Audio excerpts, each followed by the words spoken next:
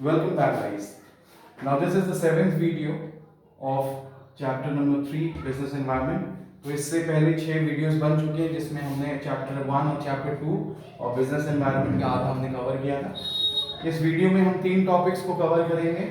पहला डायमेंशंस, दूसरा रिफॉर्म्स और तीसरा इम्पैक्ट.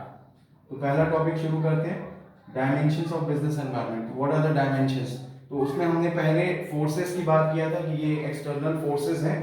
तो कौन कौन से इसमें फोर्सेस हैं उसमें हम डिस्कस करते हैं. तो उन्हें हम डायमेंशंस कहते हैं, जो कि हमने वहाँ 2 फोर्सेस की बात की थी, स्पेसिफिक फोर्सेस और जनरल फोर्सेस. तो जनरल फोर्सेस में हमने उस दिन आपको बताया था सोशल है, पॉलिटिकल है, लीगल है, इकोनॉमिकल है और टेक्नोलॉजिकल है. तो उसे हम डायमेंशंस ऑफ बिजनेस एनवायरनमेंट कहते हैं. तो बोर्ड एग्जाम में एक बात बहुत अच्छे से ध्यान रखिएगा कि अगर एग्जाम में डायमेंशंस आए, अगर एग्जाम्स में बिजनेस एनवायरनमेंट पूछे, तो आपको ये समझ लेना चाहिए कि आपको डायमेंशंस ही उसका आंसर लिखना है. तो पहला डायमेंशन जो हम डिस्कस कर रहे हैं, पहला है इकोनॉमिकल.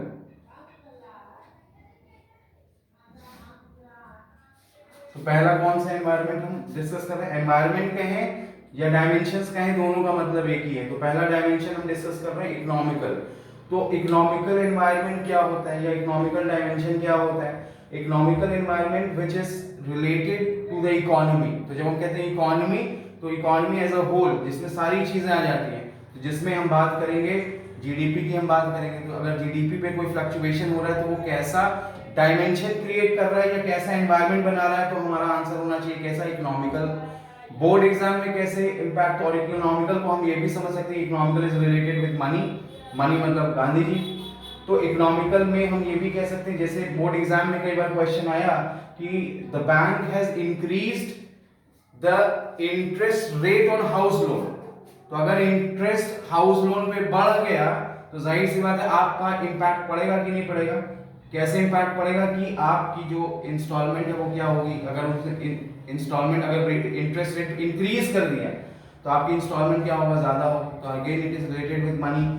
तो कैसा एनवायरनमेंट क्रिएट करेगा, इकोनॉमिकल एनवायरनमेंट. अगर वही क्वेश्चन उल्टा कर दिया कि the bank has decrease the interest rate on house loan, तो अब आपका किस्त सस्ता हो गया, तो भी कैसा एनवायरनमेंट क्रिएट किया, इकोनॉमिकल एनवायरनमेंट क्रिएट किया. अभी हाल में डिमोनेटाइजेशन होगी, नोटबंदी होगी, तो भी इंपैक्ट हुआ. कैसा इंपैक्ट हुआ, मनी का इंपैक्ट हुआ, पूरे इकोनॉमी पे इंपैक्ट हुआ. कैसा एनवायरनमेंट क्रिएट करेगा, इकोनॉमिकल एनवायरनमेंट. ठीक है, ये क्लियर होगी बात. बोर्ड में हमने आपको समझा दिया कैसे क्वेश्चन देगा. जहां पे इकोनॉमी, पैसा से रिलेटेड कोई चीज क्रिएट हो रही तो वो उसका आंसर क्या होना चाहिए, इकोनॉमिकल होना चाहिए. ठीक है. सेकेंड डायमेंशन जो हम बात कर रहे हैं, सेकेंड है हमारा सोशल. अब सोशल एनवायरनमेंट क्या है कि सोशल एनवायरनमेंट बेसिकली, जब नाम ही कह रहा है सोशल एनवायरनमेंट है, तो social environment basically is related with the custom, tradition, culture, taste. ये सारी जो चीजें आएंगी वो किस में आएंगी, वो सोशल एनवायरनमेंट में आएंगी. जैसे हाँ, ईद आने वाली है तो भाई ईद आ रही है, दिवाली होती है, होली होती है, क्रिसमस होता है, तो मिठाइयों की सेल बढ़ जाती है. ये सारी चीजें तो विच is related with the custom, culture. तो ये कैसा डायमेंशन क्रिएट करती है, सोशल एनवायरनमेंट क्रिएट करती है, सोशल डायमेंशन क्रिएट करती है. बोर्ड एग्जाम में इसमें क्वेश्चन कैसे पूछा गया, the company is planting trees on the road side, which dimension is it. तो क्या आंसर होना चाहिए, social. Reservation for handicapped people, कैसा डायमेंशन क्रिएट करेगा, social.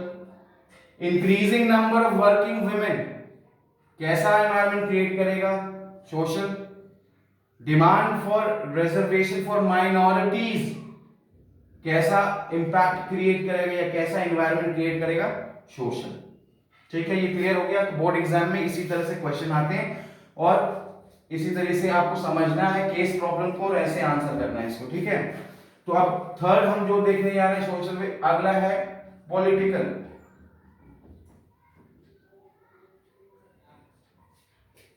Anything which is related with the government, anything which is related with politics will automatically create political environment. Modi ji ने Swachh Bharat Abhiyan launch किया, कैसा environment create करेगा, पॉलिटिकल. स्टार्टअप इंडिया लॉन्च किया, कैसा है environment, political. Startup India launch किया, कैसा environment create करेगा, पॉलिटिकल। बोर्ड एग्जाम में कैसे क्वेश्चन आएंगे इसमें, कि इसमें आपको समझना पड़ेगा which is related with the government, which is related with political politics, which is related with election. Just after the Lok Sabha election the Sensex rose by 2100 points. तो इलेक्शन की, लोकसभा के इलेक्शन हुए जिसका इंपैक्ट हुआ, सेंसेक्स 2100 पॉइंट्स चढ़ गया। कैसा dimension create करेगा वो, पॉलिटिकल। ठीक है, क्लियर होगी बात। नेक्स्ट हम आते हैं, सोशल बता दिया, इकोनॉमिकल बता दिया, पॉलिटिकल बता दिया। अब हम आते हैं legal. Anything which is related with court, any order which is passed by the government, any act will automatically create legal environment, will automatically create which dimension, legal। जैसे एग्जाम, बोर्ड एग्जाम में question आपसे पूछेगा कि cigarette पे लिखा होता है, statutory warning दिया होता है सिगरेट पे कि cigarette smoking is injurious to health, तो उस पे ऑर्डर पास किया है कि आपको वो स्टैट्यूटरी वार्निंग उस पे पैकेट पे लिख के बताना है आपको। अभी हाई कोर्ट ने पॉलीबैग्स, पॉलीथीन को बैन कर दिया। कैसा एनवायरनमेंट क्रिएट करेगा, legal. Anything which is related with act, जैसे मान लीजिए कंपनीज एक्ट 1956 या नया एक्ट जो अमेंड हुआ, कंपनीज, इंडियन कंपनीज एक्ट 2013, अगर ये एक्ट कहीं क्वेश्चन में मेंशन किया है तो ये आपको हिंट बता रहा है कि ये कैसा एनवायरनमेंट क्रिएट करेगा, ये लीगल एनवायरनमेंट क्रिएट करेगा। बोर्ड एग्जाम में और क्वेश्चन आए कि अभी हमने कहा ये दो वर्ड जैसे प्रोहिबिटेड, बैन, ये सारा चीज लगाने का अधिकार कोर्ट का है। अभी क्वेश्चन बोर्ड में इसमें लीगल में पूछा गया, इसमें क्वेश्चन आया, the advertisement of alcohol beverages has been banned on Doordarshan, which environment is it creating. तो आंसर क्या होना चाहिए, लीगल होना चाहिए। क्लियर है बात। कोई एक्ट दिया है क्वेश्चन में, जैसे हमने अभी कहा कंपनीज एक्ट दिया है 2013, पार्टनरशिप एक्ट दिया है एग्जाम में, कोई भी चीज, वो लीगल एनवायरनमेंट को क्रिएट करेगा। लास्ट जो बचा है which is technological. Technological anything, तो नाम ही कह रहा है, anything which is related with technology will automatically create technological environment. Board exam में क्वेश्चन कैसे आएगा, बोर्ड एग्जाम में क्वेश्चन आएगा booking of ticket on internet. अब देखिए जैसे रेल की टिकट अब रेलवे शुरू हो रही है और बुकिंग ऑनलाइन हो रही है, तो ऑनलाइन बुकिंग हो रही है तो which dimension is it creating, technological. Increasing number of cyber cafes in city, cyber cafe की संख्या बढ़ रही है, कैसा डायमेंशन क्रिएट करेगा, technological. So anything which is related with technology will create which dimension, which create technological environment और technological dimension. एक board exam में इंपॉर्टेंट बात यह है कि अगर मान लीजिए फॉर एग्जांपल आपसे बिजनेस एनवायरनमेंट पूछ लिया, आइडेंटिफाई द बिजनेस एनवायरनमेंट, तो आपके दिमाग में ये 5 बात होनी चाहिए कि इसका answer social, legal, political, technological या इकोनॉमिकल में ही आंसर है। अगर डायमेंशंस में, तो बोर्ड एग्जाम में 2 चीज से आता है, बिजनेस एनवायरनमेंट दे के क्वेश्चन पूछ लेगा या डायमेंशंस दे के पूछ लेगा, तो कंफ्यूज मत होइएगा, ये इसका आंसर ये 5 ही है जो आप हमने 5 आपको यहां बता दिए। ठीक है, क्लियर हो गया। चलिए नेक्स्ट टॉपिक पे आते हैं। नेक्स्ट टॉपिक हमारा है रिफॉर्म, और इस एग्जाम के लिए डायमेंशंस जो भी हमने बताया ये इंपॉर्टेंट क्वेश्चन है, ये बोर्ड एग्जाम के लिए बहुत इंपॉर्टेंट क्वेश्चन है। तो सोशल, लीगल, पॉलिटिकल ये अच्छे से सब पढ़ लीजिएगा जो 5 डायमेंशंस बताया हमने। सेकेंड है रिफॉर्म्स। अब रिफॉर्म समझने से पहले थोड़ा सा इसका बैकग्राउंड समझना जरूरी है। इंडिया जब आजाद हुआ फाइनली 15 अगस्त 1947 को, इंडिया के हालात बहुत बुरे थे, इंडिया के हालात बहुत ज्यादा बुरे थे। अब इतनी तबाही जो अंग्रेज मचा के गए थे, तो कोई जादू की छड़ी तो थी नहीं कि बस घुमाते और सही हो जाता। तो क्या हुआ कि 1950 में, 1950 में हमारा प्लानिंग कमीशन बना, और प्लानिंग कमीशन बना उसके बाद हमने 5 ईयर प्लान बना पहला, जैसे 1951 to 56। तो इस तरह से आजाद होने के बाद तमाम प्लान बनते बनते 1990 जब आया, 1990 जब आया, इंडिया के हालात बहुत खराब हो गए थे। 1991, ये 1 मार्क्स का इंपॉर्टेंट क्वेश्चन है। 1991 is the year which is known as industrial revolution, क्रांति का दौर था। इंडिया ने बहुत सारे ऐसे डिसीजंस ले लिए थे जिससे बहुत ज्यादा प्रॉब्लम हो गया था। इंडिया का नाम ब्लैक लिस्टेड कंट्रीज की लिस्ट में लिखने की नौबत आ गई थी। 91 हम बहुत बुरा दौर में याद करते हैं। इंडिया के पास इतने दिन का पैसा था कि वो सिर्फ 15 दिन का सामान बाहर से खरीद सकती थी। बहुत सारी ऐसी पॉलिसीज और प्लानिंग गलत हो गई थी जिसका इम्पैक्ट इंडिया पे पड़ा। तो 1991 में इंडिया ने बहुत देशों से मदद मांगा। कोई देश पैसा देने के लिए तैयार नहीं कि भैया डूबते नाव पे कौन पैर रखेगा। तब इंडिया की फाइनली मदद किया वर्ल्ड बैंक ने। तो इंडिया को उसने $6 बिलियन की मदद किया, उसके साथ बहुत सारा ज्ञान दिया। उस समय हमारे जो फाइनेंस मिनिस्टर थे doctor Manmohan Singh, and he is a renowned economist also. तो Manmohan Singh did a great job at that time. तो सारी पॉलिसीज उस दौर को हम रिफॉर्म के नाम से जानते हैं। बोर्ड एग्जाम में अगर रिफॉर्म आया तब कंफ्यूज में, यही दो चीज में बच्चे कंफ्यूज करके बोर्ड एग्जाम में क्वेश्चन गलत कर देते हैं। हमने क्या कहा, बिजनेस एनवायरनमेंट पूछा, डायमेंशंस पूछा, तो आपके दिमाग में वो 5 बात होनी चाहिए, social, political, legal, economical, technological. लेकिन कहीं अगर एक सिंपल सा वर्ड जोड़ दिया, आइडेंटिफाई द इकोनॉमिक रिफॉर्म, तो आंसर वहां से चेंज हो जाएगा। चलिए, तो मनमोहन सिंह ने उसमें बहुत अच्छा काम किया। डॉक्टर मनमोहन सिंह ने रिनाउंड इकोनॉमिस्ट हैं, और सारी पॉलिसी, क्यों हम रिफॉर्म के नाम से, क्रांति का दौर था, बदलाव का दौर, पूरा देश बदलाव की मांग कर रहा था, इंडिया के हालात बहुत खराब हो गए थे, तो इसीलिए उस दौर को हम इकोनॉमिक रिफॉर्म के नाम से जानते हैं। इंडस्ट्रियल रेवोल्यूशन 1991 ईयर याद रखिएगा, एक मार्क्स के लिए इंपॉर्टेंट क्वेश्चन है। तो कौन कौन से रिफॉर्म्स हैं, पहला है, इसको नोट कर लीजिएगा, रिफॉर्म्स भी इंपॉर्टेंट, तीनों टॉपिक ही एक्चुअली इंपॉर्टेंट है, एक क्वेश्चन आएगा इससे 6 मार्क्स का। तो रिफॉर्म्स में पहला था एल, दूसरा था पी और तीसरा था जी। तो ये एलपीजी लिक्विफाइड पेट्रोलियम गैस वाला नहीं है, तो ये है एल फॉर, नोट कर लीजिएगा इसको, एल फॉर लिबरलाइजेशन। तो पहले लिबरलाइजेशन को बता दें कि उस समय हमने बहुत सारी ऐसी पॉलिसीज बना दी थी, इंपोर्ट एक्सपोर्ट पे बहुत ज्यादा रेस्ट्रिक्शंस लगा दिए थे, इसीलिए सारे कुछ डिसीजन बहुत खराब हो गए। तो लिबरलाइजेशन का एक लाइन का डेफिनेशन नोट करिएगा कि liberalization, removing of unwanted trade barriers is called as liberalization. तो सारे अनवांटेड ट्रेड बैरियर्स को हमने क्या किया, रिमूव कर लिया। बहुत सारे एक्ट लगाया था, उसको हमने रिमूव कर लिया। चीजों को हमने बहुत लिबरल किया, चीजों को हमने बहुत आसान किया, लिबरल किया, ताकि ट्रेड बढ़ सके, व्यापार बढ़ सके, और तभी इस वर्ड का जन्म हुआ, liberalization. Removing of unwanted trade barriers is called as liberalization. Second, तो लिबरलाइजेशन पे क्वेश्चन आया कि the government has allowed the petrol companies to decide the price. Which economic reform is it? तो देखिए, जहां रिफॉर्म आया तो आपके दिमाग में 3 बात होनी चाहिए कि अगर या आंसर लिबरलाइजेशन होगा, प्राइवेटाइजेशन होगा, ग्लोबलाइजेशन होगा। यही डिफरेंस है कि जो बच्चे बोर्ड एग्जाम में गलत कराते हैं। तो लिबरलाइजेशन की कंपनी को कह दिया, ऑयल कंपनीज को, कि तुम खुद ही दाम फिक्स कर लो अपने तेल का, तो पॉलिसीज क्या किया, लिबरल किया। तो क्या, और पूछा कौन सा इकोनॉमिक रिफॉर्म है ये, तो कौन सा इकोनॉमिक रिफॉर्म है, लिबरलाइजेशन। पी फॉर प्राइवेटाइजेशन, एक लाइन की डेफिनेशन, चेंजिंग ऑफ पब्लिक। पहले क्या होता था कि सारी गवर्नमेंट कंपनीज होती थी, और गवर्नमेंट कंपनीज काम नहीं कर रहे थे, तो सारी गवर्नमेंट कंपनीज को सिक इंडस्ट्री डिक्लेयर कर दिया गया। सिक इंडस्ट्री वो इंडस्ट्रीज को कहते हैं जो बीमार हो गई है, यानी जिनको हम रिवाइव नहीं कर सकते, जिंदा नहीं कर सकते, जो बहुत सारे लंबे समय से सरकार को लॉस दे रही है, उन्हें हम कहते हैं सिक इंडस्ट्री। तो सरकार को रियलाइज हो गया, now it is the time that privatisation should step in. पहले देखिए, पहले सब गवर्नमेंट बैंक्स होते थे, लेकिन जब इस रिफॉर्म्स के बाद अब 1000 बैंक है।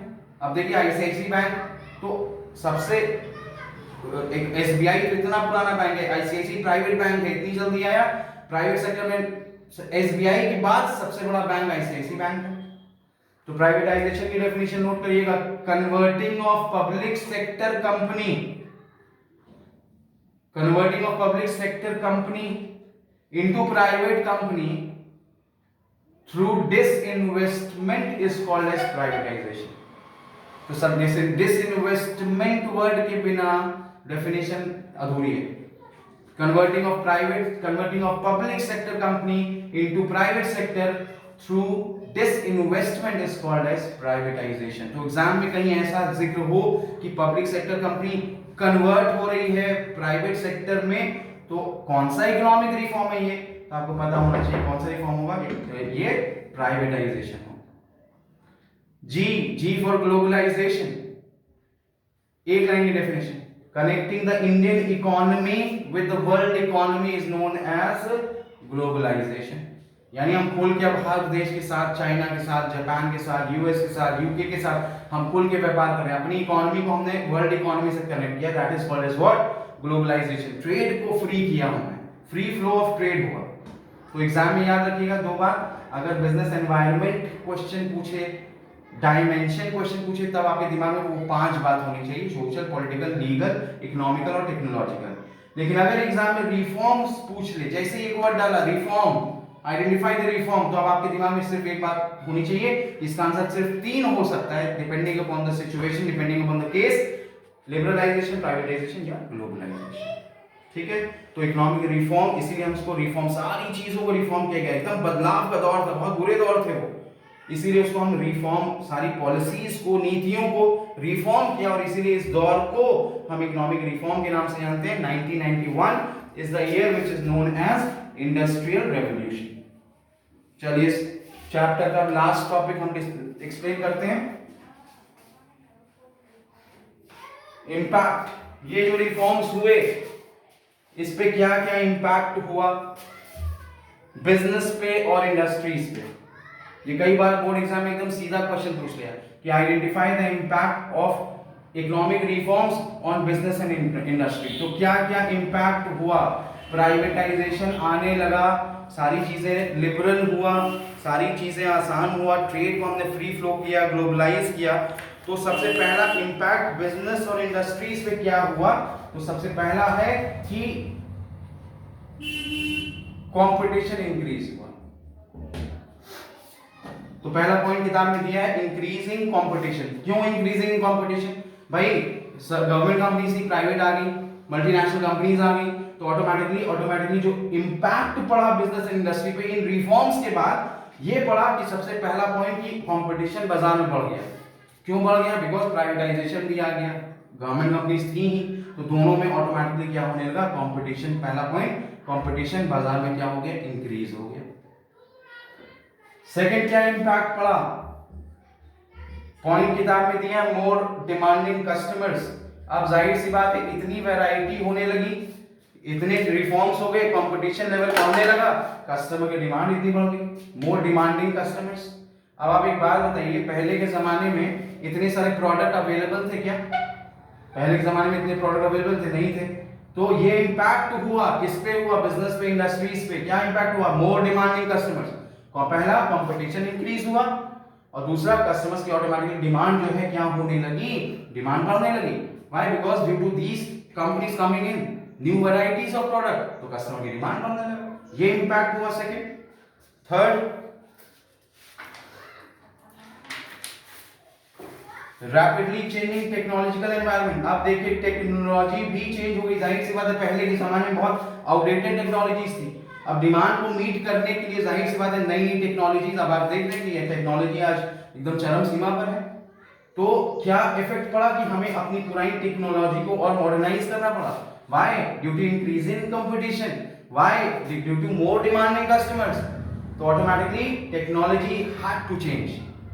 नई टेक्नोलॉजी को अपडेट करना क्या था, बहुत जरूरी था, तभी जाके हम अपने कस्टमर्स की डिमांड को हम मीट कर सकते थे। यही इंपैक्ट हुआ ये इकोनॉमिक रिफॉर्म्स के बाद, 91 के बाद। Fourth point, necessity for change.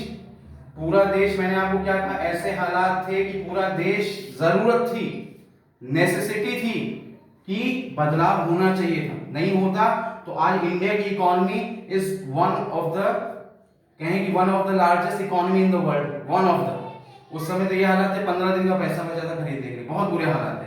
तो चौथा क्या इम्पैक्ट हुआ, पूरा देश किसकी मांग कर रहा था, चेंज की मांग कर रहा था। तो कंपटीशन बढ़ा, कस्टमर्स की डिमांड बढ़ी, टेक्नोलॉजी को बढ़ाना पड़ा, पूरा देश बदलाव, नेसेसिटी फॉर चेंज, बदलाव की जरूरत थी, नहीं तो हम मार्केट से आउट हो जाते। पांचवा, need for developing HR. HR मतलब पता ही होगा आपको, ह्यूमन रिसोर्स। अब जब टेक्नोलॉजी चेंज होगी, इतनी मॉडर्नाइज टेक्नोलॉजी हम लेके आएंगे, तो जाहिर सी बात है ह्यूमन रिसोर्स को डेवलप करना, ह्यूमन को इसीलिए तो रिसोर्स कहा गया। तभी इसका इंपॉर्टेंस बढ़ा, क्योंकि अगर ह्यूमन रिसोर्स, उस दिन हमने कहा था आपको कि नारायण कृष्णमूर्ति ने अपने इंटरव्यू में एक दिन कहा कि the real assets of my company are my employees, they go for a walk in the morning but we make sure that they come back by the evening. तो ह्यूमन रिसोर्स कहा कि the real biggest asset is human resource. तो development क्या impact पड़ा, human resource को हमें develop करने का उस समय जरूरत महसूस हुआ, तभी जाके हम इन चीजों को हम मीट कर पाते हैं। तो पांचवा पॉइंट क्या है, need for developing human resource. Last point is market orientation. Orientation का मतलब क्या होता है, ओरिएंटेशन मतलब होता है रिसर्च करें थोड़ा सा। पहले के जमाने में क्या होता था, जब कंपटीशन नहीं होता था तो कंपनीज सामान बनाती थी, बाजार में ले जाती थी, सब बिक जाता था, why, due to lack of competition. लेकिन अब तो कंपटीशन बढ़ गया, तो हमें मार्केट ओरिएंटेशन, हमें मार्केट को समझना पड़ा कि मार्केट में कंज्यूमर का क्या टेस्ट है, क्या प्रेफरेंस है, क्या कस्टम है, क्या कल्चर है, एंड देन अकॉर्डिंगली आप रिसर्च करने के बाद, मार्केट ओरिएंटेशन करने के बाद ही आप प्रोडक्ट को बनाएं, तभी जाके आपके प्रोडक्ट की सेल्स होगी। क्योंकि व्हाई, बिकॉज इंक्रीजिंग कंपटीशन। तो वो जमाना तो चला गया कि कुछ भी बनाओ बाजार में ले जाओ सब बिक जाएगा, क्योंकि लैक ऑफ नेग्लिजिबल कंपटीशन। नहीं, कंपटीशन तो बहुत चरम सीमा पर है, cut throat competition in the market. Last point क्या है, मार्केट ओरिएंटेशन। तो सोच को बदलने की जरूरत थी कि भैया कुछ भी बना के बाजार में ले जाएंगे। We have to understand the need, taste, custom, preference of the consumer and accordingly market को रीड करना है, तब प्रोडक्ट हमें डिजाइन करना। तो इस वीडियो में गाइस हमने ये 3 पॉइंट कवर कर लिया है इस चैप्टर में। सारा चैप्टर ये खत्म हो गया है। अगर कोई डाउट हो, कोई भी अगर प्रॉब्लम हो, तो feel free to write on my email ID which is ajit_bpo@rediffmail.com, or you can WhatsApp your query on my number which is 8543857876. Thank you.